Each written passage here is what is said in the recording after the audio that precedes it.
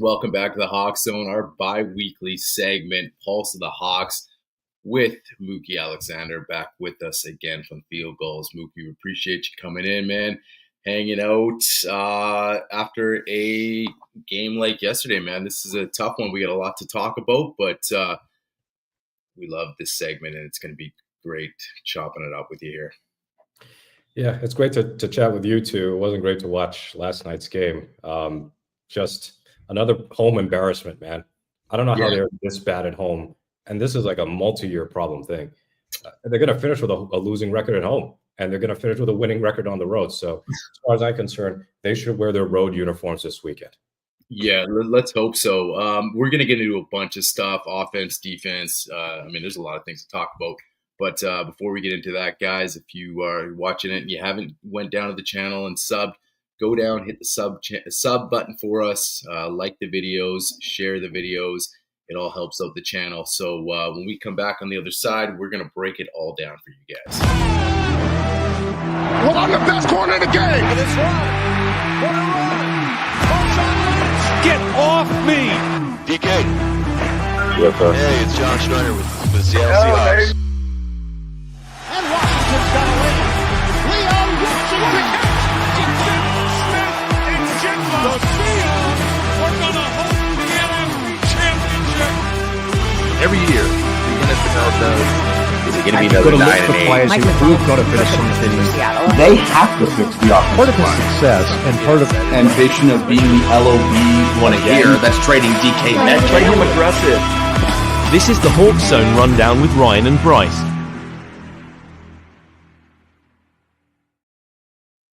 Guys, we're back. Start flooding the comment sections, Q&As. We're going to take a lot of your guys' questions, and we love reading the comments here because we got Mookie on with us, and this is a game yesterday that it was a big game for the Seahawks.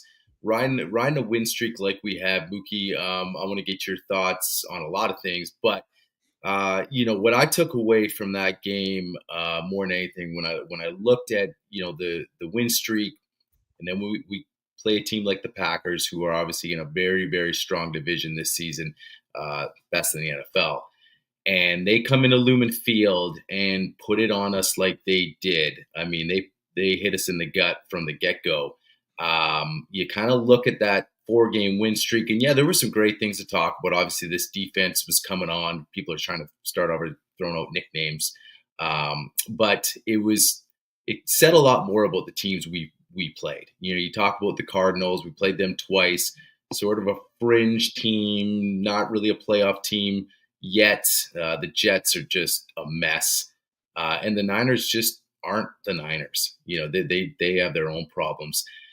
You played a team like Green Bay yesterday. Everybody was high on this on the Seahawks coming in. It's really been a roller coaster season. Really a lot of highs and lows. We were riding high, and now we kind of come back down to reality again. And there's just so many more questions again with this team. At least that's what I took out of it, man. What's your overall take from last night and just your thoughts with this squad here? Well, with the defense, disappointed with how they started the game. And one player in particular was just awful in the first half.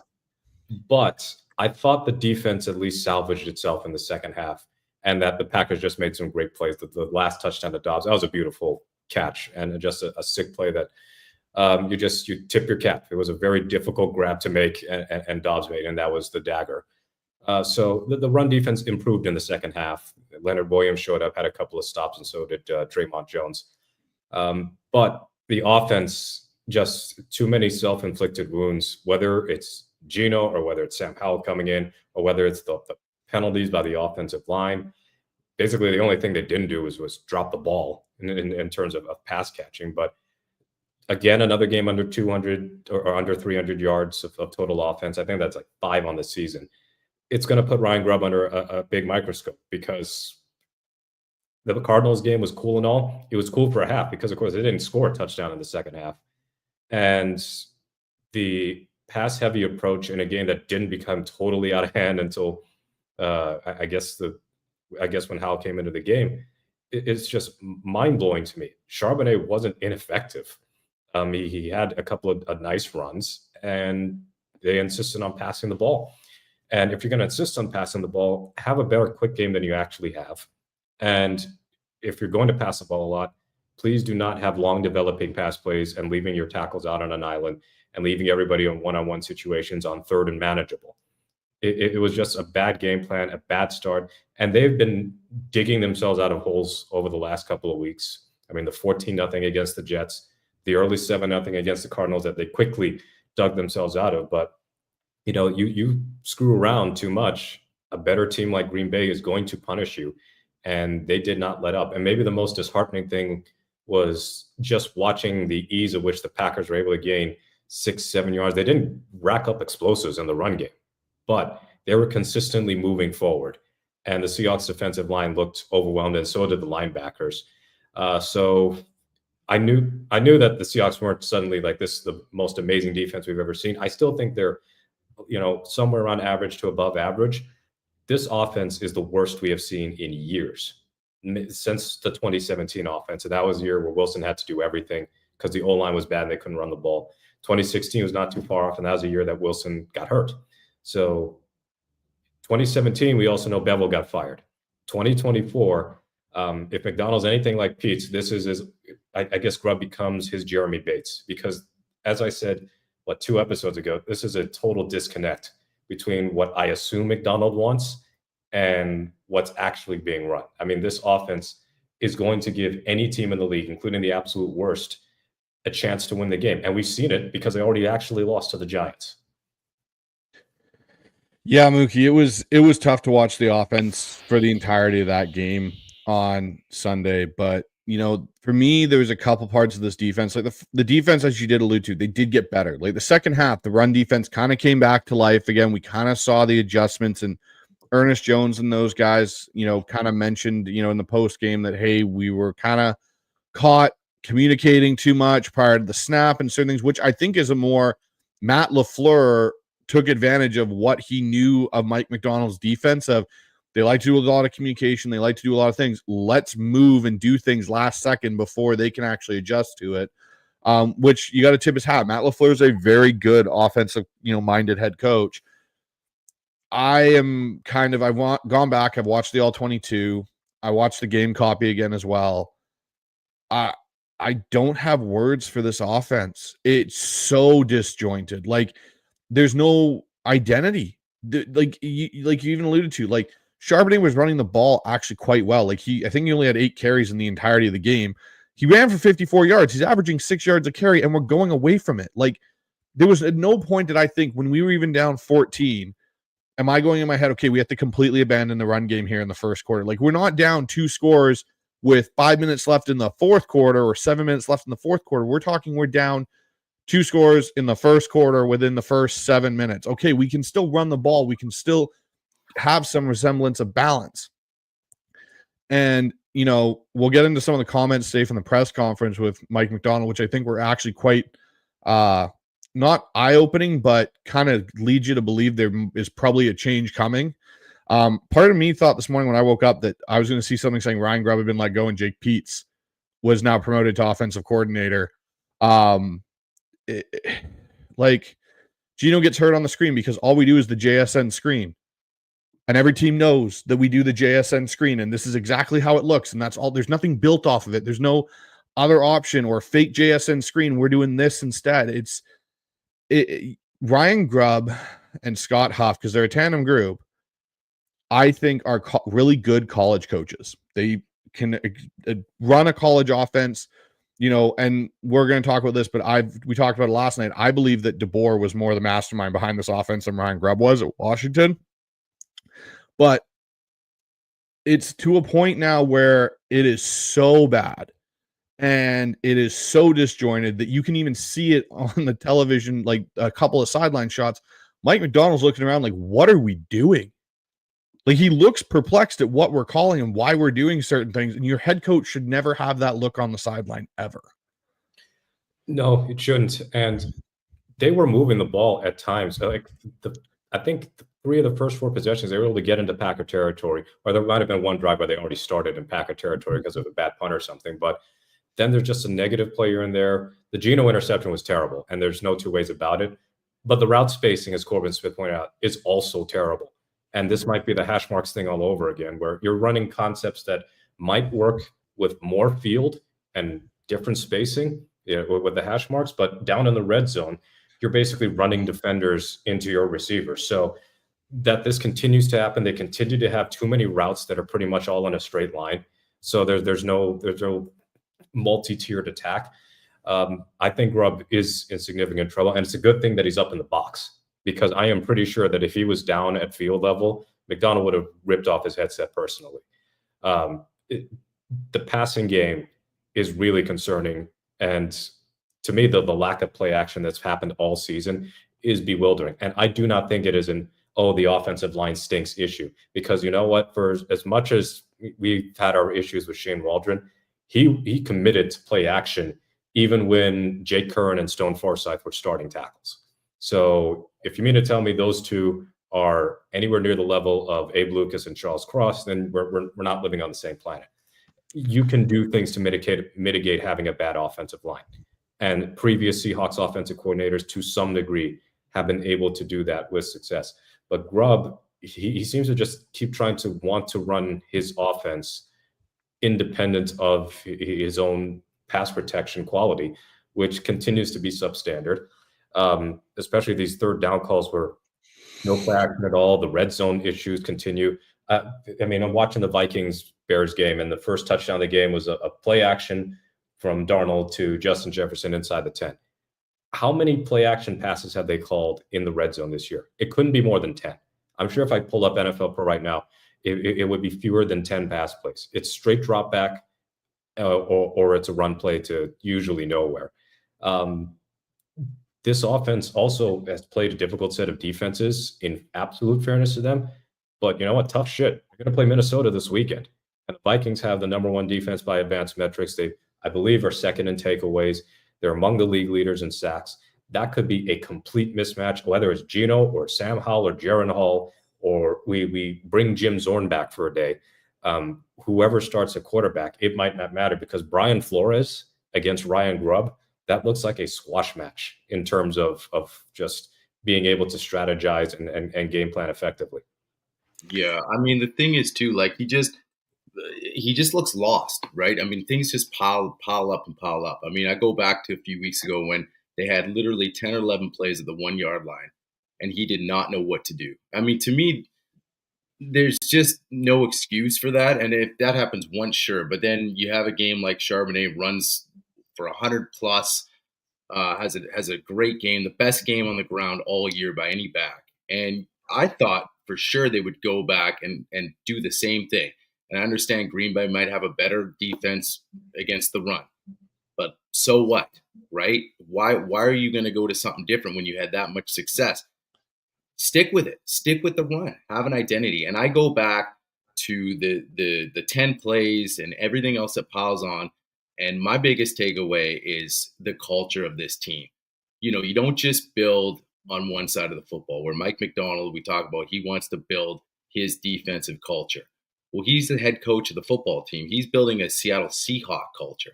You can't have a completely different thing on offense. You don't have to go back that far. And you look at the Legion of Boom, the success we had with Pete Carroll and that team. Who was on the offensive side of the ball, right? Getting that engine going. You had beast mode there. That was part of the culture. That was a huge part of the culture. If you didn't have that, it would be a completely different team. And I don't know if it clicks. And the same thing's happening here. You talk about Mike being perplexed. Of course he is. This is not how he wants his offense run. And it's. I mean, I feel like anybody could run this offense the way he's doing it. It's pretty bad when we start talking about Shane Waldron and start being like, man, Shane wasn't that bad. We all wanted him out the door yesterday. And you know, you took a chance on Grubb because the ceiling was high, where it's like, hey, Mike and John, they go out of the box and they bring in this college guys, you know, downfield, throw the ball all over the place with our weapons. But I mean, you got to let him go. I just think it's done. I'd be surprised. Bryce, you just mentioned that you thought you'd wake up today and he'd be gone. That's all you need to hear right there. So, what's your take overall, just with the overall culture of what Mike wants to build? I mean, you can't have it one way and then look at the offense and have it another way. Yeah, what I expect this offseason is a significant overhaul of the offense. Now, that does not always mean replace players. They're going to be replacing coaching staff. I would be stunned unless they shock us all, win the Super Bowl. I would be shocked if they keep Grubb and probably even keep Huff at this point. But they're going to have to, most likely to me, overhaul the receiving group. So JSN stays. DK, right. I would like to stay. I am not totally putting it past Seattle to field offers at the very least for Metcalf, because in Grubb's offense, and I preface this by saying I don't think DK is 100%. I know he's on the injury report for the shoulder. I think it's more than the shoulder. But this is one of his least efficient seasons I can ever recall. He's got 57 catches and only half of them are first downs. So he's basically an expensive decoy at times to open it up for JSN. But number 3 receiver at this point is Tyler Lockett. And he's got, a handful of catches over the last few weeks. He's in the twilight of his career. And then after that, Jake Bobo, he's a meme. He's a wide receiver 4. Bobo's cool. He can be a wide receiver 4 in the same way that there's some dudes on an NBA bench who should not be getting 40 minutes a night. Right. And then you got Cody White, Derek Young. And again, these are preseason darlings who don't ever do anything consistently in the regular season for a reason. So I think they have to diversify the wide receiver skill sets, meaning there's too much overlap in what JSN and Tyler Lockett do for starters. Mm-hmm. And they need a go up and get it option at receiver. Metcalf has never been that guy. For all of his strengths, he is not a guy who is going to consistently win jump balls. He's not going to moss people on a consistent basis because he just doesn't seem to have that ability. JSN, not really a guy who's known for go up and get it option, and Tyler Lockett definitely not. Just through our history, we know that he's a guy who can burn you downfield when he was at his absolute peak, but those days are gone. So they need that, and they need more speed. Mm-hmm. I feel like the only speedy options on this entire offense are Walker when he's healthy and DK. And when DK is not being used as a deep threat, if he's not going to be able to get favorable matchups one-on-one down the field, then that speed is mitigated. And then with Walker, of course, if he's getting tackled behind the line of scrimmage, it does not matter how fast he is. But yes, they need to change things up at wide receiver. They need to change things up at tight end. Like Noah Fant, gone. That has to be an obvious cut. We're going on 2 years and he hasn't scored a touchdown, and he's just not a spectacular player. He's an okay tight end who got paid too much. You can roll with Barner, but maybe redo this tight end group because I don't see a need to keep Farrell Brown either. Mm-hmm. And then even at running back, you keep Walker and Charbonnet for now, but it's kind of like a to be determined what Seattle wants to do with that position. The offensive line, that bit is interesting because I'm thinking, man, they need to completely overhaul things. But Jalen Sundell, maybe him or Oluwatimi as starting center. I'm liking what I see out of Sundell. But left guard, you're going to need a new left guard because Tomlinson shouldn't get another year here. And then right guard is still up in the air because Lomea kind of came back down to earth last night, but you're going to have to make some changes on the offensive line. And then from a coaching perspective, from a roster and front office perspective, have a clear identity. It sounds cliche, but have a clear identity. So whether Gino's the quarterback or a rookie quarterback or somebody else, give them a proper running game for starters and figure out what you want to be. Do you want to be an offense that relies heavily on the pass to set up the run? Do you want to be an under center heavy, play action heavy offense that can hit explosive? Basically, if you want to be the 2018 Seahawks where Schottenheimer was just spamming play actions and under centers, that Wilson had an insanely efficient year. But this mishmash of, okay, some days we're trying to be a zone running team. Other days we're just trying to air it out from shotgun 95% of the time. That doesn't work in the NFL. So until there's a clear identity and a clear vision of what the Seahawks want on offense, I have full confidence in McDonald on defense, but until there's a clear vision on offense, they are not going to contend. You win in this league with offense. Almost every team in the top 10 by DVOA this year is going to the playoffs. And the one exception is Cincinnati because their defense is too bad. But there are some offenses or top offenses with substandard defenses. You rarely get it the other way around where a defense is so great that it can carry a bad offense to the playoffs. So if Seattle is going to make a serious playoff push, or they're going to win the division and win it clearly anytime soon, they're going to have to make substantial changes to how this offense operates, because it has never looked this bad. Or at least it hasn't looked this bad since, well, the Jeremy Bates year and maybe the early half of Darrell Bevel's first season. Here's the thing I look at it, Mookie. You look at the defense. The defense went over 2 facelifts in a lot of ways, right? They went over the defensive line facelift, and then they went over the secondary facelift. And it took 2 years to do it, but they did it. You look at the defense now, it plays much better football than we've seen probably in 7 years minimum. The offense needs to do the same thing. And next year, it's got to start the same way it did on defense. Start in the trenches, rebuild that. Like, everyone was so quick to say, hey, we got to pay Charles Cross this offseason. Like, we got to give him money. Charles Cross has not been great the last few weeks. I'd say halfway through this season, he has struggled.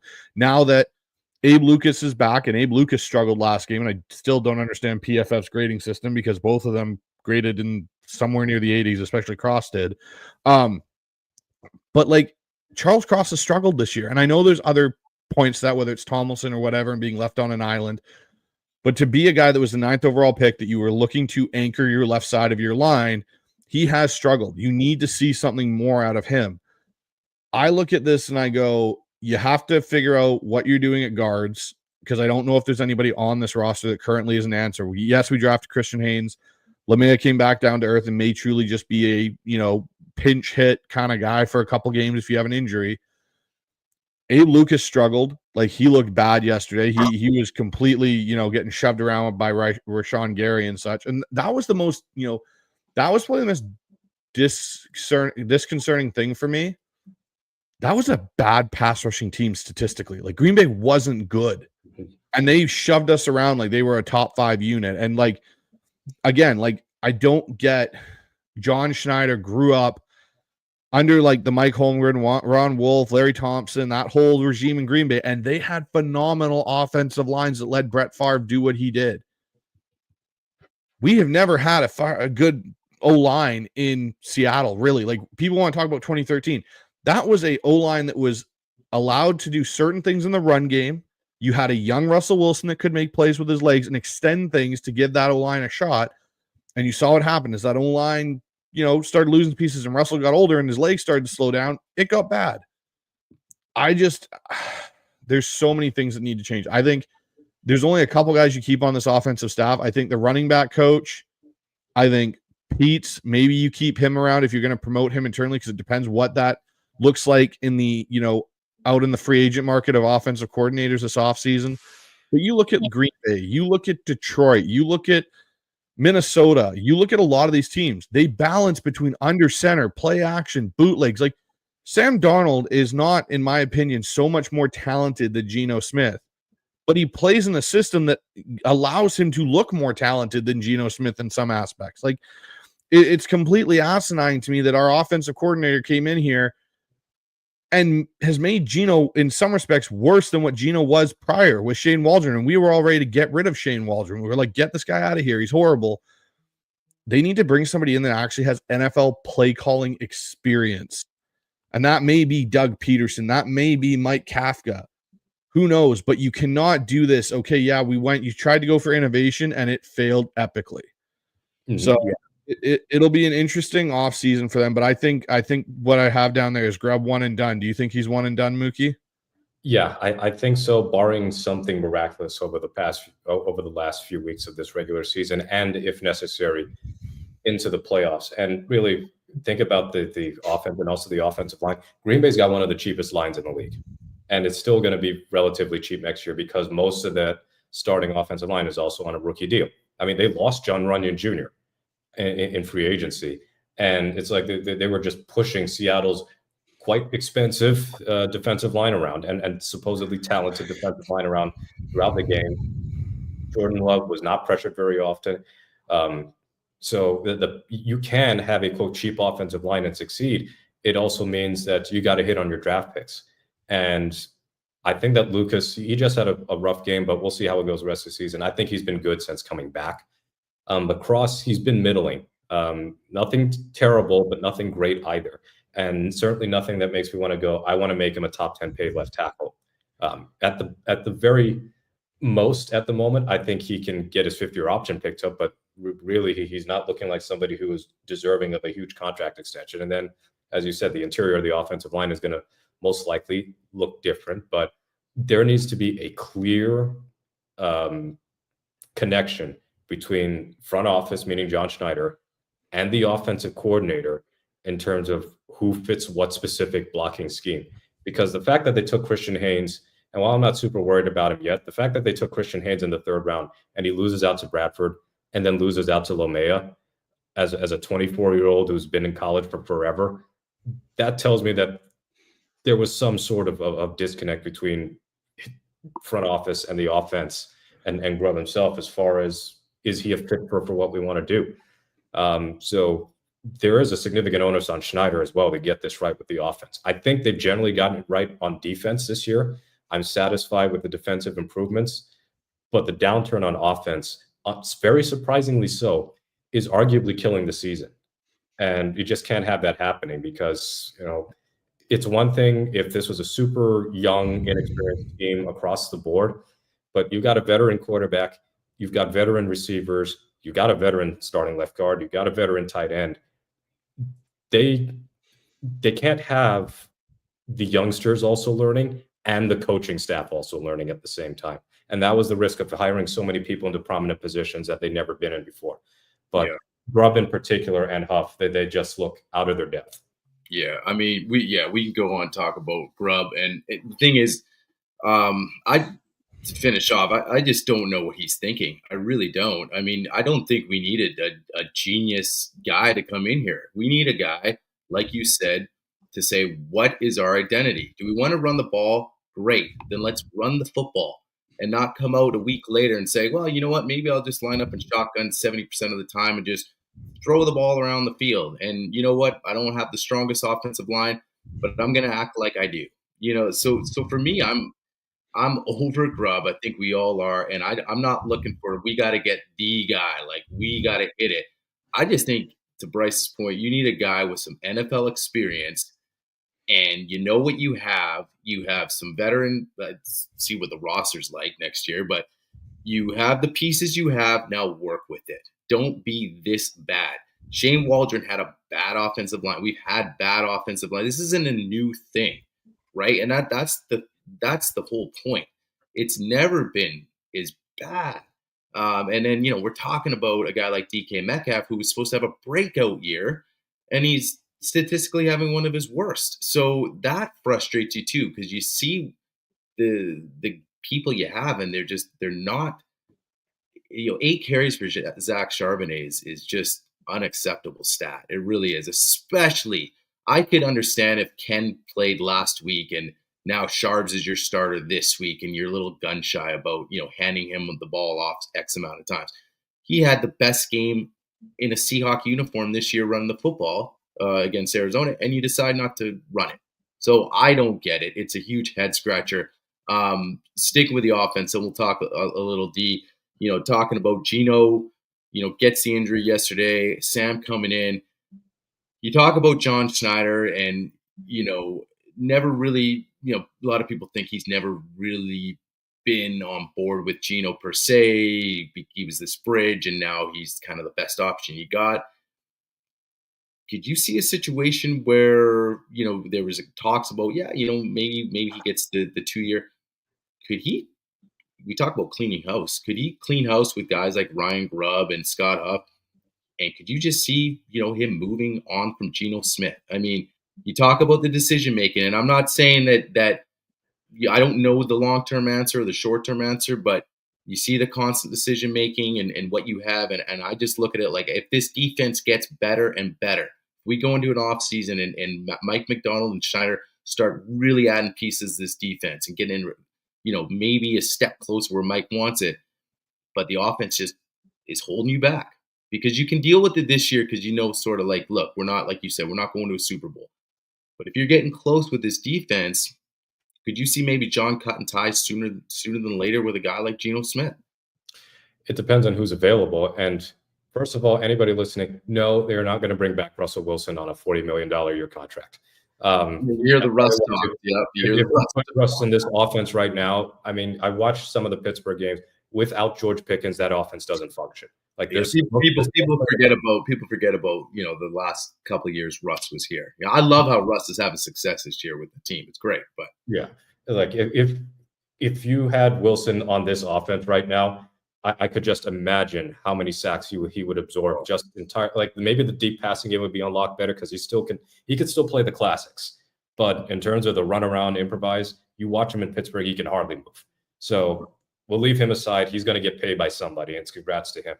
But other than, I know Rob Stain was talking about Sam Darnold as a possibility. And I heard that. One thing I could give in Darnold's favor is the fact that he is still in his 27. 20s. So, and he's shown that he in the right situation, he can thrive. But that would also involve Seattle having to hit all the home runs on their side, or else Darnold's going to look exactly like he did when he was with the Jets and on other teams. But Howell, the way he looked, I am not terribly comfortable with the idea of Sam Howell as NFL starting quarterback for the Seattle Seahawks. He just looks so bad. That was really, really bad. He looked a lot like what I saw in training camp too, where if his first read isn't there, it's time to scramble. And you just can't have that. And especially in Grubb's offense, he's going to have no favor done to him. So it's just going to be the Washington version of Howell, but maybe worse. But with Geno, I don't think there's a lot of trade value for somebody on an expiring contract who's going to be 36. So option B is to cut him. I don't think they would cut him and then completely start anew at quarterback. If they extend him, I think, and I would prefer it be like a 2-year deal. Kind of like how the NBA, you've got the 1 year and then a player option, or 1 year and a team option. I could live with that, but 3-4 year extension, no, because it's just not historically practical or realistic to believe that he can still play at a high level deep into his 30s. So I know that it was just one game for Howell and he came in cold off the bench and all that, but we've seen other backups come in cold off the bench and not look that inept. So it's an interesting situation with the Seahawks. The quarterback class of 2025 obviously just had some major changes. Looks like Nussmeier is staying at LSU. It looks like Drew Allar is going to stay at Penn State. It's possible Quinn Ewers stays at Texas too. So then that pool is going to shrink. And Cam Ward and Shedeur Sanders are most likely going to go high in the first round. And I have zero interest in drafting a guy like Jalen Milroe. So it's tough. I think they would be wise to roll with Geno one more time. But if there is a quarterback they like in day 2 or early day 3, like maybe John Schneider is so fond of the Russell Wilson years that he goes, what do we think about adding Dylan Gabriel out of Oregon or something? Then maybe they'll try that. But the tough part about the Seahawks team is with the uncertainty at quarterback, and it is an uncertainty because even if whether you support Geno or don't like him or are indifferent, nothing is set in stone beyond next year. And when that's happening, it's hard to really project the potential of this team. So that's just the reality of it all. Yeah, I know. I heard Rob Staten and Jeff Simmons kind of talk about the Sam Darnold. It's intriguing to me, but like you said, you have to have you're basically kind of exchanging Geno at his age now for a younger Geno in a lot of ways and hoping you get the same results with a bit of upside that you can extend it a bit longer and maybe kick your drafting of the quarterback can down the road. I think they're going to sign Geno to a 2-year extension. So ultimately it'll be 3 years next year +2. And the third one in that being a option out if they want to and get out of it or whatever it may be. I feel bad for Sam Howell because I know what it's like coming off a bench cold and it's not easy. And it doesn't help when your play caller doesn't set you up for any success, like at all. I'm worried if he has to play next week. I think it'll be a debacle if he has to play. And it sounds like Geno's okay. Like it doesn't sound like there's any structural issues. He didn't break anything. It just sounds like maybe it's a bad knee sprain or that he, apparently was working out this morning is what Mike McDonald said. So I hope Geno is good to go as I'm going to the game. So I hope that it's somewhat competitive that way if Geno's there. When it comes to the draft class, yeah, it is getting thin. Like it sounds like Ewers is debating, and I think it's really going to come down to how he plays in the playoff. If he has a bad go out of it, I think he'll come back. If he has a good one, he may propel himself up. Drew Allar's already intended that he's going to stay. Carson Beck sounds like he may even stay now. Cade Klubnik from Clemson says he's going to come back again. So like your pool's really shrinking. The one guy that I would be interested in if Seattle took, and it's not Dylan Gabriel, is actually Riley Leonard out of Notre Dame. And a lot of, he's one for me. He was at Duke. He had some injuries. He got to Notre Dame. They're in the playoff. He's going to come out. He's got good leadership skills is one thing. He's mobile enough. He throws a nice ball. He has some issues, and I'm not saying he comes in and starts, but he would be the guy that I would take in round 3 to 5 to come in to see what happens for years, because I think he would be better than Sam Howell, and you at least have 4 years of club control. But it's just like the draft. Like the one thing I'll say in regards to the QB situation is John Schneider went out and got Sam Howell. Like I'm starting to wonder if John Schneider's evaluations, like he kept raving about Drew Lock. Drew Lock has been horrible in New York. And I get New York's bad, but he has been horrible in New York. John Schneider really concerns me with his ability to pick quarterbacks outside of Russell Wilson. Don't forget the Charlie Whitehurst trade. That was a horrible trade for a guy who hadn't thrown an NFL pass in 4 seasons. So, I mean, like that's the thing we have to look at too. You brought up John Schneider. We talk about if Sam Darnold came in here, like. It's an interesting scenario if we had a new offensive coordinator. Like, yeah, I completely agree. If we bring Sam in with Ryan Grubb, then yes, I don't expect anything differently. I think that I just, we talk about it, but are we all just fools? Because we come in the last couple off seasons saying, listen, we have weapons across the board. This offense is ready to take off. And so, yeah, we get there's offensive line issues, but it's very low-hanging fruit to hang everything on them. If you have a guy in here, like Bryce mentioned earlier in the show, what's the identity? And we brought that up with Shane last year. What does he want to do? What's the identity? So that's the frustrating part, because I feel like DK Metcalf shouldn't have statistically these numbers he has. We think he's the receiver he is. And now, like look at the tail of 2 seasons for him too. At the beginning, they're force feeding DK. Like Grubb's coming in, it's like he's tunnel vision. Like it's like my game plan is just to get this guy the ball. He can be a top 5 guy in the league, and then it's like, well, yeah, but you're trying to do it every single play, and then all of a sudden it's like Mike McDonald brings him, hey, you got to run the ball, and then San Francisco game, the first matchup, it's like run. Like, okay, we get it, you're obvious. And now it's JSN force feed. And I understand Gino might, he's probably built some chemistry with him. But now what's DK? Like, take a couple of shots. Like, if this is your guy, if this guy is potentially a top 5 or 10 guy, I mean, you got to take a shot. He's not even going down the field in the ball. I mean, I just, it's baffling to me. So I just want a guy in next year that can say, here is my game plan with the players I have. This is the identity I want to do, and do it every game. Do it consistently. And then I'd be okay with a guy like Sam Darnold. The Geno age thing, I can see the 2-year extension. We've talked about it on the show quite a bit. So, because, they don't grow on trees, but he's got to go get somebody this year. And then the other thing is, if you want to change this, Mookie, I'm going to ask you this. How much under a microscope is John Schneider? Because for years he got away with it, because it was the same adage, like, well, it's Pete's sort of making decisions and he has all this control, and John's the GM, but Pete's in there all the time. We gotta let John just ride on his own. Watch out when John gets to do his thing. And he put together a pretty bad first off season for himself. How much of under a microscope is John? Because I'm going to ask you this.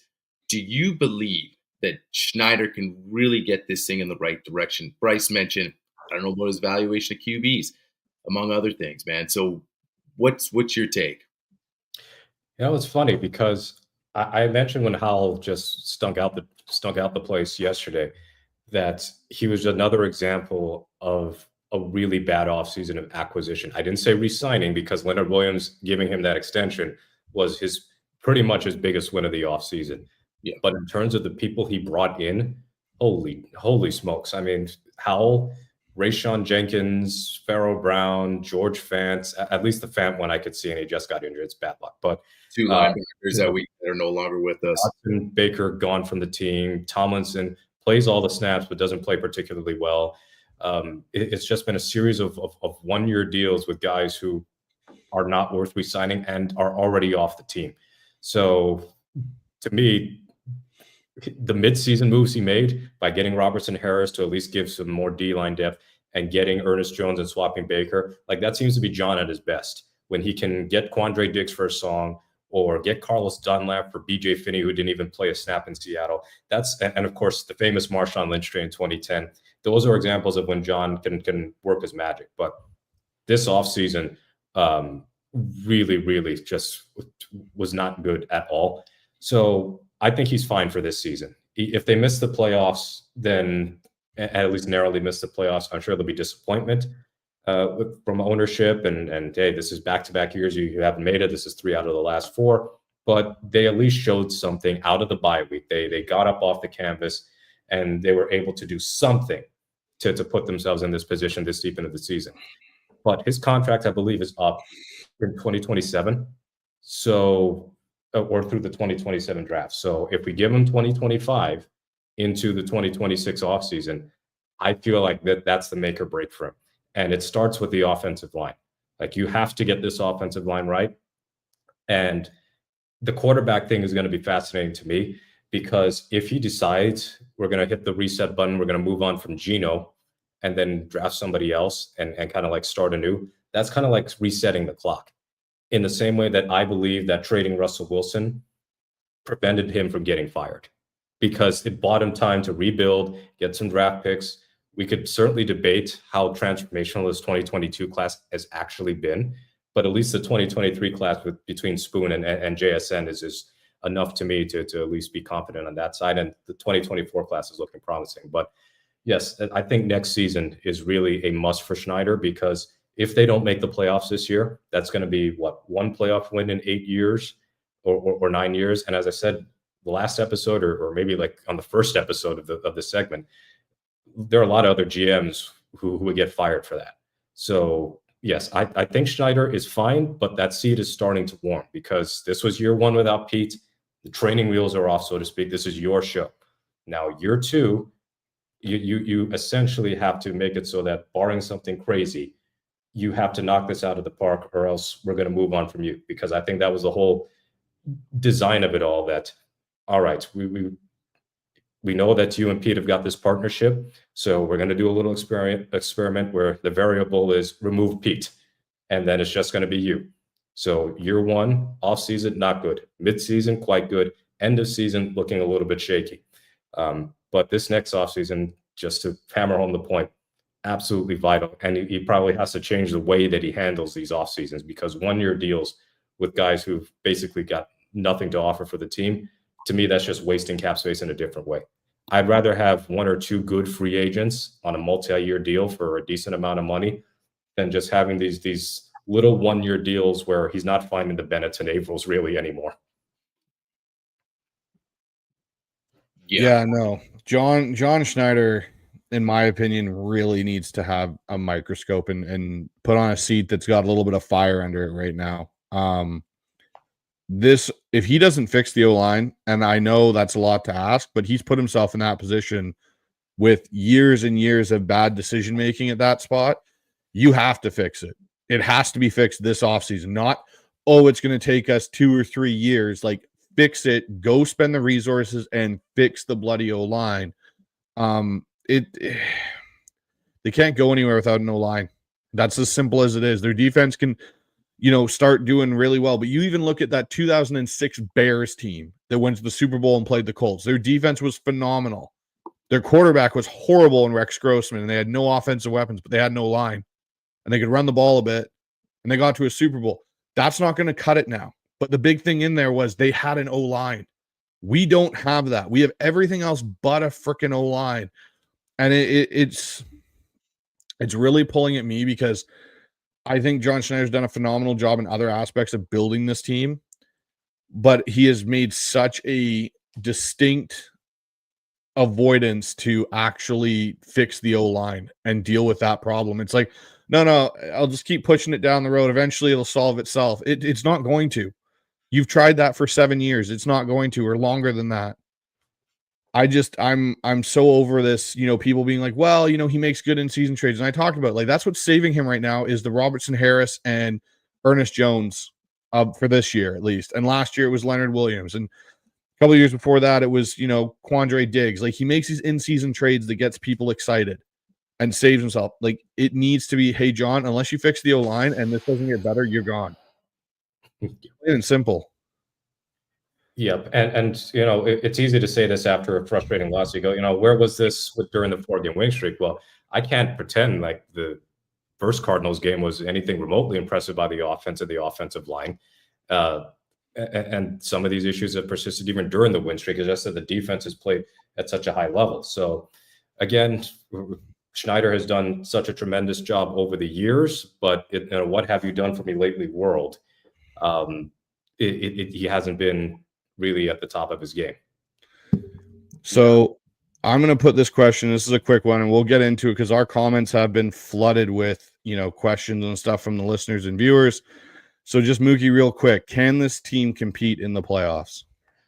So if they win the division, they would probably play Minnesota or Green Bay or whoever. Actually, it could even be Detroit, because we can't discount now the Lions with the injury they have, losing all the way into a wild card spot from their best, the most Lions thing ever. Start out 12-1 and end up having to play in the wild card. And let's face it, that's still a bad matchup for Seattle. Like, Detroit's offensive line would probably run the Seahawks down. I'm sure the Seahawks offense could have another good game against Detroit, even at home, but realistically, they would probably lose that. And if they're a wild card team, depending on where they are, well, they're not going to be a wild card team, are they? I mean, Washington winning kind of makes it almost impossible for them to get the wild card unless they finish a game ahead of the Commanders. So it's almost where I'd rather they be on the road because they seem to play better ball there. So I can't really think of any teams where I could say maybe Washington, because they're still inexperienced and I don't think they're great. And then you also have the Tampa Bay Buccaneers. But again, you can only play them realistically if you're a wild card, and that's not going to happen. So yeah, there's just no playoff run I see out of this team. And the fact that they have played several quality teams and gotten blown out almost every time, like the only time they look respectable was in the Detroit game. That doesn't give me fuzzy feelings that in a matchup-based world, I can see them hanging with Philadelphia or hanging with or hanging with the Lions or any of the other NFC North teams. If this question was posed last week, I think it'd be, a little harder question. I think after yesterday, I think it's obvious. This is barely a playoff team, and at this point, there's zero confidence. Like you said, if they would have won yesterday, they would have been in the wild card conversation as well. I'm not confident to beat anybody at home. I mean, who have they beaten at home, right? The Giants have come in and whooped us. The Bills, they're a really good team, but they just smoked us. We're getting smoked at home, right? It's not like, you competed against Green Bay, you competed against Buffalo, and a few bounces didn't go our way, but Gino played a hell of a game, and we're running the football, and none of that is the case, especially at home. So when you look at it like that, take away the record, just look at the play. Besides the 4-game win streak, and really the first 3 games of the season that we played, the backup quarterbacks, you kind of take those out of the equation in the 4-gamer. Like I said, we're teams that are struggling. And Arizona's and you want to call them an up-and-coming team, maybe. You're not looking that good, and really not a playoff team. So for me, I feel like this is really could be another 9-8 finish. And if they do win, it's unfortunately it's a one and done, and then that starts getting scary. That's Jeff Fisher Rams territory, and like, how do we get out of this? And that's kind of more of the question I have is, how do you get out of 9-8?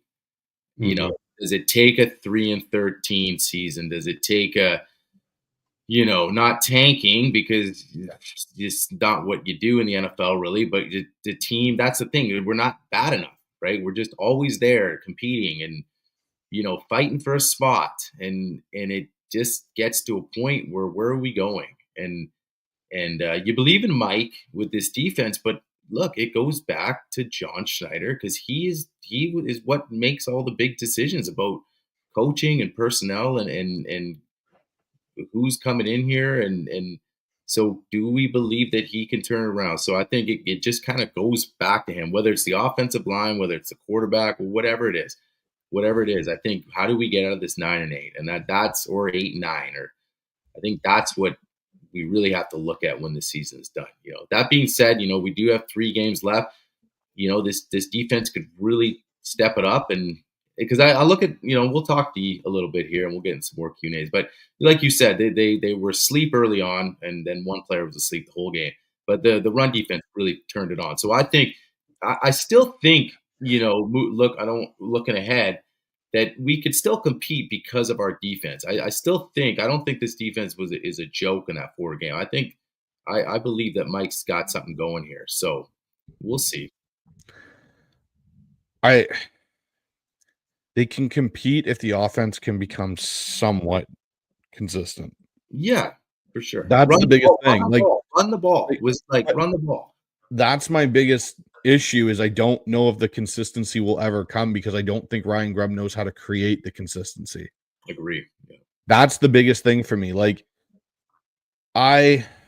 when I was talking with Griff Sturgeon yesterday during the game and we were texting, he asked me, he was kind of like, it just doesn't seem like this offense has anything to go off of. Like, they go against Arizona and they're running a lot of counter and, G and tackle pulling and that type of stuff. And everyone's like, it's a revelation. Like, oh, look at this run. Like, that's basic stuff. But it doesn't seem like Ryan Grubb has a base and then expands off of it with variations in formations and looks. It's more like he kind of just throws things at a wall and hopes it sticks. 1 minute we're running, gap. And then the next minute we're running zone. And it's like, usually when you install an offense, you look at what you've got and you go, okay, the O-line on this team can't run zone. We're not going to be a zone team. We're going to be a strictly gap power team. We're going to have to line up under center. We're going to have 2 tight ends occasionally. We're going to have to do this and this. And then, you know what, as the season goes, we'll add a wrinkle and maybe we'll start to establish, maybe we can run some zone, or we'll run half zone, backside man and cut. Like, there's just different things you can do. And he doesn't have to, it doesn't seem like there is you think of when you build like Jenga, you have to start with a foundation and go all the way up. It's like he built one block just singularly up and didn't surround it with anything, and now is trying to expand off of that when it doesn't have any stability underneath it. That's like my best analogy for it. I don't know, Mookie, what do you think of that analogy? I think that's perfect. And to me, he doesn't have effective counters to win opposing defensive coordinators figure out his game. So the first couple of weeks of the season was, all right, Seattle is constantly doing this no huddle, making sure the defense doesn't sub. Well, eventually they had to cut that out because the Seahawks were committing so many penalties and there were, defenses figured it out. And then you had the play action situation where, okay, they're doing a little bit more play action. Now we're back to not doing a lot of play action. Now they're doing GT counters every other run because Grubb discovered it like man discovered fire. So when he finds something, he spams it. That we talked about before we went on air. That tunnel screen that he loves so much, that was working for a good chunk of the season with JSN, that is a pick six waiting to happen now. Because, I mean, Geno had to dirt it for an illegal man downfield in the Green Bay game, and then they ran it again earlier in that game, and they got a 1 yard gain. And then in the Cardinals game, I think Budda Baker sniffed it out. I think Sauce Gardner did the same thing in the Jets game. So at some point, especially with Andrew Van Ginkel on Minnesota playing, that's going to turn into disaster. So to me, you have to be able to meet the other team's counterpunch, and Grubb just doesn't seem to have answers on a consistent basis. And the fact that we're this deep into the season and Geno doesn't have a single game where he's thrown at least 10 play action passes, that is damning. And again, it's not just the O-line sucks thing, because last year Geno was 12 of 15 for 161 and a touchdown in that Lions game where they were down both tackles. And I think Evan Brown got hurt, so they had to play a rookie Ola with Timmy. So it is a mindset. And it makes me wonder what they were installing during the off season that was just so complicated to figure out that they were like 80% installed heading into August. Yeah. Hey, listen, let's get in some Q&As, man. We've been talking Grubb, and it's frankly, it's getting a little depressing. I think we know where we're going. I got to throw this one up here. They're coming in here. Here, I got my own thoughts here on this. Oh, what's this one? I don't know. That wasn't one I had up. I had one right at the top here. Yeah, it might be all the away fans coming to it's crazy. Real quick, we won't spend a lot of time on this. A lot of people lately have been talking about this, Mookie, the resellers, no home field advantage. I throw out a stat. We did a prediction on our last show, percentage of Green Bay cheeseheads that were going to be in the crowd. I said I thought there'd be 40%. Because, first of all, they travel well, and we've seen, our home field advantage slowly going away. My take is that a couple of points. One, there's not a lot to get excited about if you have season tickets, and really, are you up for going to every game at this point? The way they have performed at home. So that's my first point. And my second point is, look, I think it starts from the top, and it's a league issue as far as putting a cap on any type of resale tickets. It's an open market, highest bidder. We see it all the time, whether it's concerts, this and that. I just can't blame someone to say, hey, look, I can make this amount of money off my ticket. Maybe I need to pay something for whatever it is. You've been a season ticket holder for so long, the product's not great. That to me is more of a testament to like what you're putting out on the field. And, it really comes down to that. And maybe it's a Seahawk thing, but I can't blame individual season ticket holders for kind of those two reasons. I don't know what your take is. I'm not totally bothered by the fact that the Packers fans overtook the stadium as much as they did, because they have a large fan base. And go rewatch the NFC Championship game, or go rewatch the Hail Mary game, and you can hear a lot of Packers fans in the building. And those were some great Seahawks seasons. So sometimes it's just the other team's got a large fan base and they like to travel and they got money to spread around too. We know that there are Packers fans throughout the country, far and wide. And there are also a lot of Seahawks road games where the Seahawks fans tend to overtake the other team's stadium. So it can work both ways. But I don't totally fault fans if they're going to sell their tickets for a profit and make some extra cash, especially if you're out in Seattle. It's a little bit expensive to live there. But aside from that, yes, the product hasn't been great. It's been too mediocre. And again, this sounds like a sports talk radio thing, but there are just not enough must-see superstars on the Seahawks at this point. You hope that DK would become that, but I just posted his stats. Those are not superstar stats numbers. When this crowd was at its loudest, you had Marshawn Lynch, you had Russell Wilson, you had Sherm, you had a lot of guys that you went out of your way to see. Exciting product. And it was an elite product. Yeah. There are guys I absolutely want to see on this Seahawks team, but they're not performing like superstars, and they're not necessarily in position to perform like superstars. So we can revisit this whenever the Seahawks are good again. But the worst I could see is if Seattle is ever really, really bad anytime soon, and then the seats are empty. Like that would bother me more than seeing a just like a slew of opposition fans, because I'm expecting a lot of Vikings fans to come to Seattle.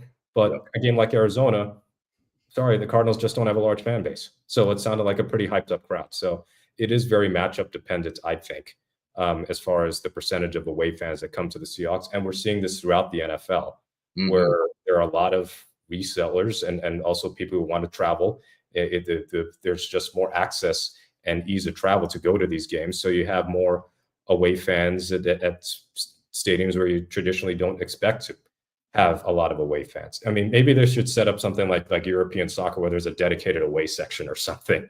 But win at home, defend your home turf, and they will come. But if you're not going to do that, don't be surprised when people just check out, because they don't want to spend hundreds of dollars to watch a team lose 31-10 and 30-13. And what's the stat? 16 and 17 since COVID, I think.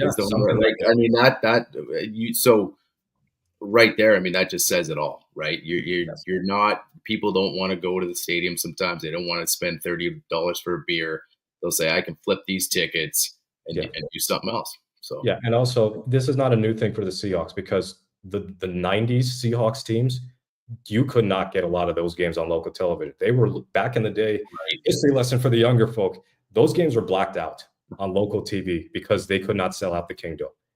And there's some bad Seahawks teams that were still pretty loud in the 80s, but like when the Sonics were really good and then the Mariners had their success in the 90s, the Seahawks took a backseat.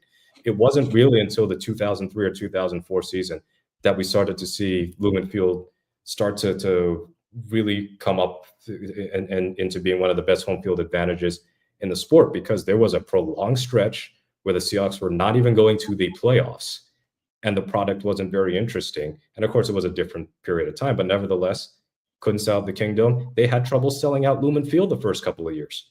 They had like 3 home blackouts in the 2002 season. Now, blackouts are a thing of the past, but again, we don't want to spend too much time on this. These things, I think, will happen when the product isn't super great. So I'm going to throw up one here. Any thoughts on the Geno injury? Seemed like he just wanted out of the game. No, he didn't. Oh, no. He did not. I'm sorry, Josh. Like I don't. Geno is probably one of the toughest guys. The amount of pounding he's taken behind this offensive line.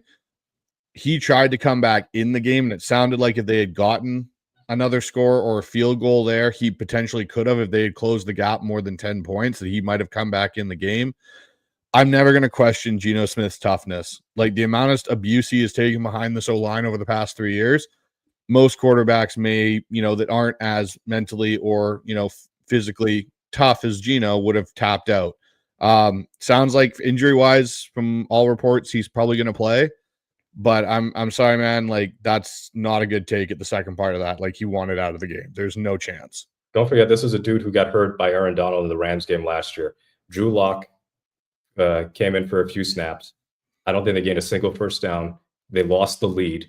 And then Geno came back in. And while you could fault him for not spiking the ball and then running a regular play instead of handing it to Charbonnet, he still got them in winning field goal range. So, yeah, not going to question his toughness. Seattle's had a really, really good as far as tough quarterbacks and their ability to play through pain, because we know what happened with Russ in the 2016 season, and Hasselbeck was beat to hell at times, post Walter Jones, post Steve Hutchinson era. So we've had it pretty good there. Now, this isn't a situation where Geno wanted out. No. Here's one from Amy. Amy's always in our chat. Thanks for the support, Amy. Appreciate it. I'm really struggling with trying to be supportive of Grubb and Huff. Every time we seem to turn a corner, it falls apart. Like when Pete would tell Waldron what to do and we'd have one good game. Yeah, like not much. Says it all there, kind of. Yeah, no, for sure.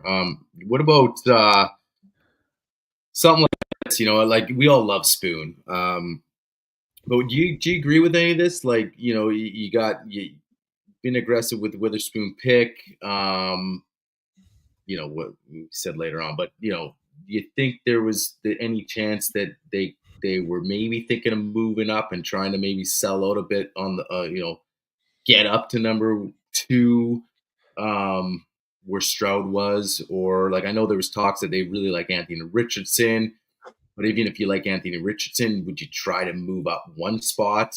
Or do you think none of that was true, even about Richardson? And do you think the Witherspoon thing was more Pete? And I like the guy, but I mean, yeah, picking Spoon at 5,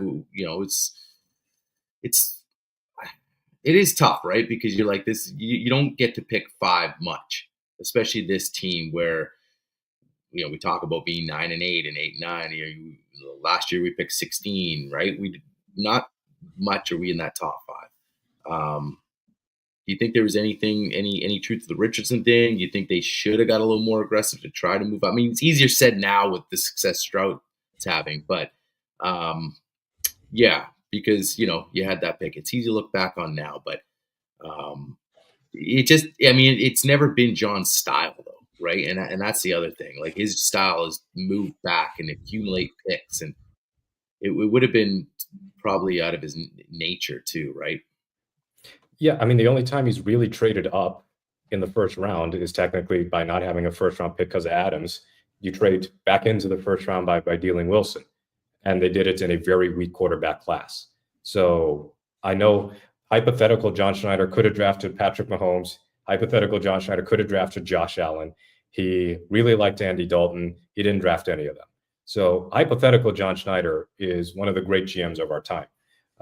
But ultimately, I don't think he would have been able to draft Stroud. Houston would have wanted to. They would have been hell-bent on getting a quarterback because they had 2 picks in the top 4. So unless they wanted to, skip on Anderson and take Richardson or whatever, but no, they wanted a quarterback. The Colts maybe would have been something a bit more realistic, move up 1 spot to try and get Richardson. I think they had genuine interest in Richardson because his physical tools are so tantalizing, but watching him in Indianapolis, and I know they don't have great support system around him with some of the drops from his receivers and some other things with that Colts team, but he's quite erratic. And to me, that would signify a multi-year rebuild.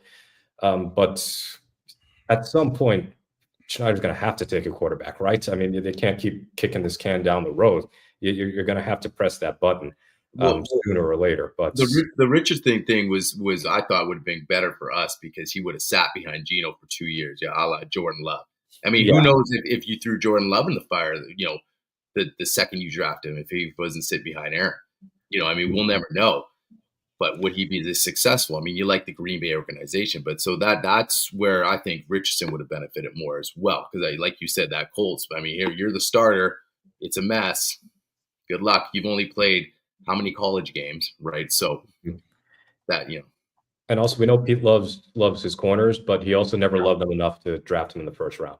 So I think the Witherspoon pick was still a good pick. And tell you what, if they didn't pick Witherspoon and just had Reek Woolen and random cornerback number 2, this defense would be significantly worse. Like Witherspoon means so much to this defense already. Spoon. Yeah, no, for sure. Yeah.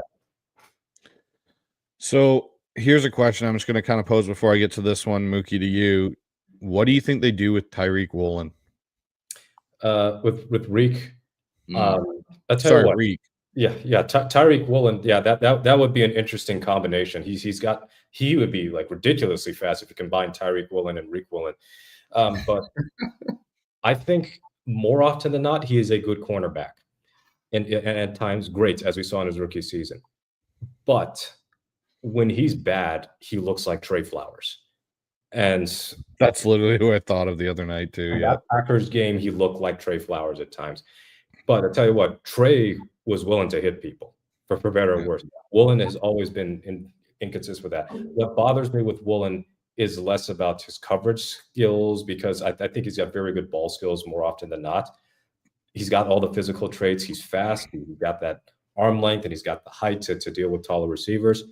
I feel like technique-wise, he is too reliant on his athleticism to make up for mistakes. So like the pass interference he committed at the end of the first half, very undisciplined. I mean, he didn't get a finger on Dobbs, so he didn't reroute him, he didn't jam him at all. So he gets a free release essentially, and it is an underthrown PI, and I hate those. But like if that's thrown in stride, that's a touchdown. Reek was beat. Of course, he got caught peeking in the backfield in the Rams game, and it cost him the game in overtime touchdown. He just has lapses in concentration that bother me just as much as the inconsistencies with the tackling. So look at the Jets game a couple of weeks ago and the 3rd and 26. Now it's saving a couple of yards, but Woolen just letting up as whoever it was, Davis was going to the sideline. Julian Love chewed him out for that. So, when you're having to do that, and when Pete's already benched you for tackling and effort issues, you just got to have the right mindset. And that's where he just can't be Sherman 2.0, because Sherman was not only a master technician in terms of hand placement, ball skills, everything else, and he was physical. He was extremely physical in ways that Woolen just really isn't. So I think he'll be fine to start next season, or to play next season. Doesn't necessarily mean his starting job is totally secure, especially with the way that we've seen McDonald take linebackers to task. If Woolen has more lapses like that, then yeah, there is going to be some question as to his future beyond 2025. So yes, I think next year he'll be still on the team, but beyond that, He's not playing like a guy who might go out of my way to give a second contract to. Right. All right. So here's the last question we'll get to before we get to one more of the questions that we're going to pose to Mookie. So True Drew Sports, who we just had on the show. Drew, thanks for chiming in. Question: when the offensive line is struggling, shouldn't the OC have tight end help? The only tight end that had any pass blocking snaps was Noah Fant with 6, and that is not something Noah Fant's known for. Yes, they get into 11 personnel at like an 80% clip. So they want to spread it out. They want to have all the receivers available. They want to have Lockett, JSN, and DK out there as much as possible. But that's where I say Waldron had the right idea when he was putting in the 12 and 13 personnel, because that helped the offensive line to have an extra tight end there. It's just that I'd be a little more hesitant to do the 12 and 13 personnel with this set of tight ends, because Brown has not been a consistent blocker and Fant has never been a very consistent blocker either. So that leaves you with AJ Barner, who's a rookie. And then Brady Russell's hurt. So yeah, they should be giving their tackles more help. I think there was some stats, and I can't find the graph, that shows Seattle leaves their tackles out on an island at a very high rate. And you're asking a lot. And that's even before Lucas came back. So you're asking a lot out of Cross and whoever is the right tackle to hold up in pass protection and get some of the best pass rushers in the sport. So yeah, I feel like Grubb's biggest shortcoming is his inability to adjust to the offensive line that he has. Sort of like how I feel like Pete Carroll in those last few years kept trying to coach the defense, trying to coach the team like he still had the Legion of Boom on defense instead of a really bad defense. Grubb's issue to me is the offensive line sucks. How do I adjust to that? And he just seems to just do the same stuff over and over again. All right. Oh, you got one more there, Ryan? Well, just piggybacking off it, like the 13 personnel, enjoyable back then. It kind of was. I mean, when you think back about it, and when you think back now, yeah, I mean, it sure helped a lot of things. But Mookie, you bring up a good point with the personnel. And there was a couple guys, Bryce, you were high on Parkinson, and obviously we took Noah. Yeah, it's gonna be interesting. I agree. I think that tight end room's gonna that's another area of conversation in the offseason for sure. Definitely will be for sure. All right. So with that being said, let's kind of try and flush this week, and let's look forward to the Vikings game, which seems even more daunting now with how the offense played versus the Packers. Brian Flores is definitely probably one of the most creative blitzing defensive coordinators in the NFL, which doesn't bode well for us in a lot of ways, like Mookie alluded to earlier. Mookie, how do you see this game playing out, and what are some of the key things you're going to be looking for to see if the Seahawks can pull out a victory? Well, if the Vikings plane just gets redirected to some other city, let's put him somewhere in San Antonio Saturday night, then I think the Seahawks have a really good shot to win the game. But in all seriousness, the Vikings are 12-2. They beat the Bears while we've been chatting. They beat the Bears shockingly, 30-12, and the Bears offense basically didn't function for most of the game. Mm-hmm. But the Vikings defense is phenomenal. And their weakness is actually their secondary. I mean, they got Shaq Griffin starting, former Seahawk, and Stephon Gilmore would normally start, but he's hurt right now. And then you got Byron Murphy, who's their best corner, but their cornerbacks are not the best, but they make up for it by having really good linebacker play with Cashman and Van Ginkel, and they've got a dominant pass rush. So I really don't see many ways for Seattle to be able to move the ball effectively on the Vikings defense. The best you could hope for is that Flores' aggressiveness can be used against him, and they can find blitz beaters. They can take those shots down the field because they blitz at such a high rate, and that Geno has been not blitzed a whole lot.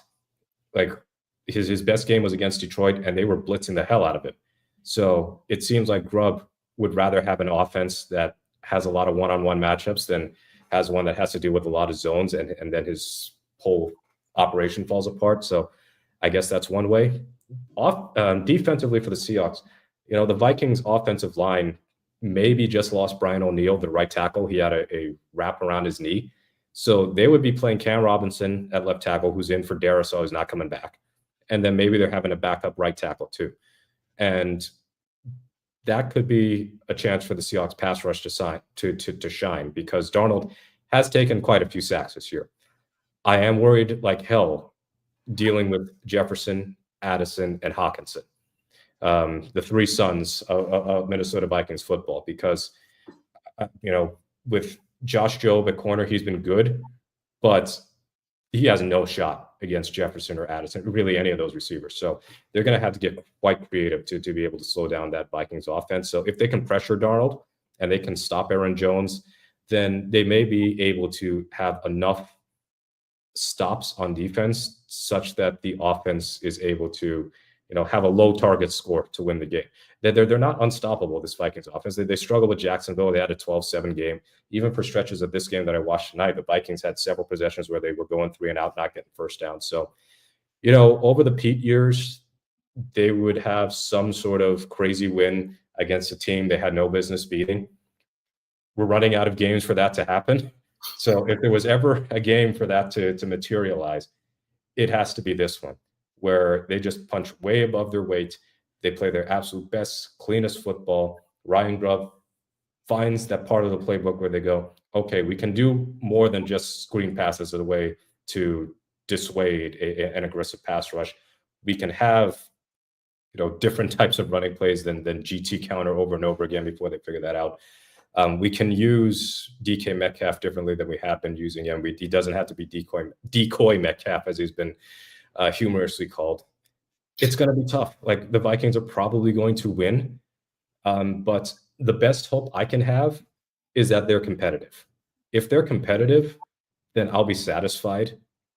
It'll still sting if they lose, but they just have to show a lot more fight than they have against the other top teams they've been facing. So, yeah, your guess is as good as mine as to how they can beat Minnesota with the way that last week looked. And let's face it, Geno's not going to magically have a healed knee by Sunday.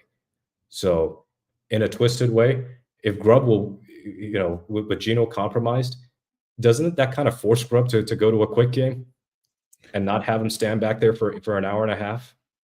That would require Grubb to have a set of plays that are called quick game, get ball out in under 3 seconds. That also might require you to go under center to do that. Yeah, something like we saw some 3-step drop concepts to JSN, but it happens every once in a while and then it disappears. It's like a unicorn, and you just find it and then it goes away.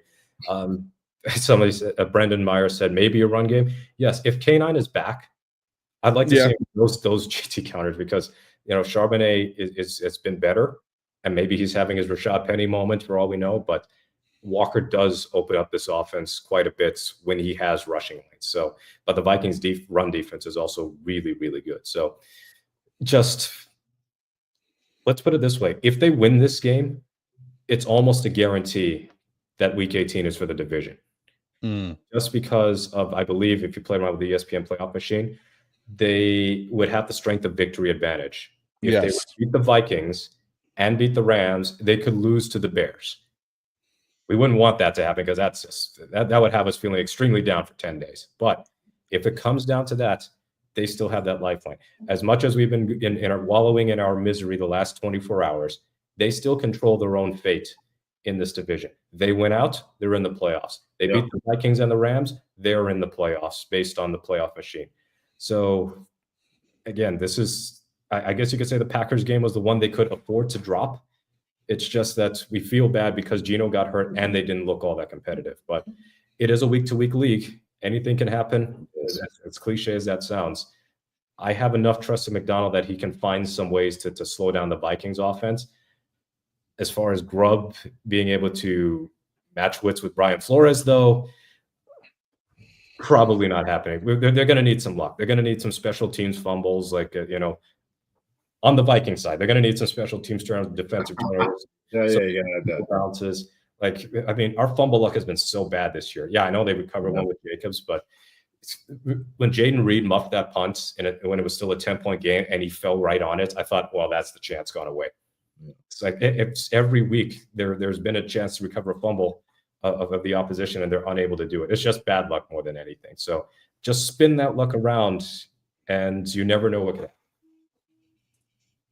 Yeah, I completely agree with the McDonald having faith, and I don't have faith in Grubb. So uh, I really think it's going to come down to this defense coming out and matching blows with their defense. Like it's got to be ready to go, not like they did against Green Bay. Like 14-0 hole was really tough. One person chimed in on our chat yesterday saying I felt like it was over at 14-0, and that's all you need to say about this offense, right? Where we get down 2 scores in the first quarter, and fans are like, oh, this is not a good thing because we're barely getting to that, really, when you look at it. So I think if this defense comes out, say like they did a la against the Arizona Cardinals, where they just brought it on Kyler and just didn't know what hit him, and we're setting the tone early, then I can see us being competitive. And I'm not even going to say that's going to guarantee us winning, but set a tone, show that we can be competitive in this game. Then I like our chances to compete. And then if the way this team seems to be creating turnovers now, the last, say, 6 games, then that gives you hope that, hey, there's going to be a ball that's going to bounce because we get some pressure on Sam, and here comes Kobe Bryant, here comes Spoon, whoever, Julian Love, and we get some turnovers. I think it's just really going to be all about this defense. And the only thing I can hope, I'm done figuring out Ryan Grubb or trying to figure him out, because I'm not going to sit here and be like, if he does this, we might be in good shape. And then I watch the game and it's completely something different. So my hope is just get back to some basics, get back to basics. And sure, if Ken's in, but you mentioned their run defense, and that to me worries me that he's just like, well, I can't even go there. I'm just gonna get pass happy, because you mentioned their secondary is, some weak points there. But I still want to see just establish a run. And so if I can see those 2 things, then I think we got a chance to be competitive in this game. Right? Blue and Green Zone put in a really interesting stat here. 319 runs to 500 passes is what our break is this year. Yeah. Well, that would be cool if they were an extremely efficient passing game, but they're not. So that's kind of and they're not explosive either. And that is a huge hang up I have with this Grove offense. I thought that there would be an explosive passing attack, and I know the offensive line is part of the issue. They have 2 pass plays. I know, explosive plays are defined as 20 yards or more. If I go to super explosives, I bring in some extra TNT. They have 2 plays in the passing game that have gained more than 30 yards since the bye week. And that's the fewest in the NFL. One was the screen to JSN. I think the other was the deep shot to DK in the Jets game that gave us the infamous 10-play sequence at the 1-yard line. Remember the preseason when we got a little taste of Grubb, and everyone was just like, yeah, there's this Ryan Grubb offense, and they had Geno and the starter, Geno and DK. Against Cleveland, I was there for that game, and we were hyped, and it was like, yeah, get off the field. We've seen enough. Yeah. Can't wait for the season. This is going to be high flying. It was like boom, boom, boom, and it's preseason, but you got a little taste and you got excited and you were like, let's go. Like, he is unlocking dudes. Like Shane Waldron's, what a great decision, and it's still a great decision. He's gone, but it wasn't. Is that funny when you look back and then what it is now? Well, yeah, if you look back at it, Ryan, we all talked about, cool, if the defense can just be average, right, we're going to be fine. Yeah. That was the whole thing. The offense, yeah, we knew there were issues, but if the defense could just be average, with our offense was going to be able to carry us. Like, that was the whole thing. Seattle's offense is good. They need a complementary defense. Yeah. Now all of a sudden we're going the other way, going, oh, so we got a defense. We don't have an offense. Yeah. Like, we've literally flipped the entire script on what the beginning. If you look at everything pre-kickoff to the season, that's all it kept saying was they brought in Mike McDonald. They can fix this defense. They're going to be a dangerous team. Now it's, oh my gosh, going into next year, can we keep the defense the same and fix the offense to have a shot? Like, that's what we're talking about now. It's just completely gone tilted into the other way. But John Doe here writes, I don't know, Geno has like 2 multi-TD games this year. Yeah. Yeah. True. You know, it's weird. They run the ball very poorly and have 17 rushing touchdowns, which is 5th in the NFL. So they don't run the ball well 90% of the time, but they know how to get into the end zone because Charbonnet's got 8 touchdowns, Walker's got 7, Geno has 2. And, some of it is also how many times have we seen Geno throw a big pass that gets tackled at the 1-yard line? It's like the reverse Jalen Hurts, where Saquon Barkley and Gainwell constantly get tackled at the 1, and Jalen Hurts gets to push his way into the end zone. This is the reverse for Geno. I think he should have more touchdown passes than he actually has, but it still wouldn't be a whole lot. I just don't understand the going away from the run the ball, like you just mentioned, Sharps and that touchdown, and then he only has 8 carries. So that's the thing we're all trying to figure out is, or maybe we're not even trying to figure it out now. So here's the last one I'll end on because, we're getting close to the end of the show here. And just want to say again, thank you everyone that's, we got 700 people watching. If you're on Twitter, guys, please comment on the Twitter stream because it will populate in this chat. Yeah. So if you want to get your questions and stuff, please do that. But here's one from Ian. Let's all remember that this is a Pete Carroll, John Schneider roster that Mike McDonald had to inherit. Agreed. And I think there's going to be massive changes. When I talked to Greg Bell, he even said that Mike McDonald and that was more concerned with building the staff and getting everything in place than he really had to evaluate players. I think there'll be a lot of changes to this team. Yeah, well, and that's the thing too. We're actually not. We acknowledge that. That's why we're like, is John? How much of an under a microscope is he? Because I think we think he did inherit these guys. So I think it goes back to John, and now it's your time, man. Pete's not here. Let's go, right? So yeah, I think the midseason trades was kind of the hints that all right, now it's time for me to bring in my guys. And Ernest Jones could maybe. Ernest didn't play his best game against Green Bay, but maybe Ernest ends up being his Roquan Smith in Seattle. Like he was dissatisfied with some of the guys that were brought in and said, all right, I gotta have to pull an audible here and get with John and fix some stuff. But yeah, we could see significant turnover. Doesn't mean it's a quote rebuild like 30 people are going to go, but there are going to be some people like Draymond and then Lockett that they're going to have to move on from, regardless of who's the coach. But yeah, I can see Mike having more of quote his guys in and having more of an input on a proper offseason. That's why throughout our podcast we haven't been going, is Mike McDonald's job in jeopardy? No, he's been fine, and I'm encouraged by what he's delivered both in terms of game management and what he's done just with people person stuff and a bunch of other things and the improvement of this defense. We're just focused on Schneider because he's still remnants of the Carroll era, and the coaching staff around Mike McDonald because, of course, Schneider had a major input on that, and he's the one with the final say in everything. So McDonald, he's cool. He's cool for now. He'll have future seasons for us to get on him more or to praise him to high heaven. But for everybody else, different story. Yeah. No, absolutely. You know what? I think it's too early for a score prediction, right? In the week, Bryce, we're gonna save that, or do you want to? Yeah, we'll save that because I think there's it's too early. We're just coming off this loss. Let's get our heads straight. We had an emotional reaction show Mookie last night. I feel like we're calmer, but we're still playing off the emotions. I'm not going to start firing off my own score. I think we did it right. We broke down the game, save a score maybe for Thursday or Friday.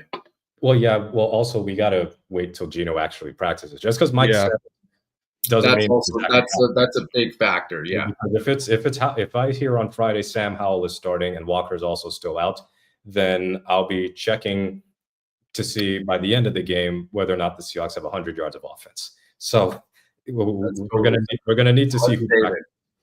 Let's definitely say that. Well, yeah, guys, another awesome segment with you, Mookie. We love having you on. This is turning out to be every 2 weeks having you and bringing you on. It's just we really could keep going, but we're at the hour and a half mark. The comments have been awesome. The questions have been awesome. We love interacting.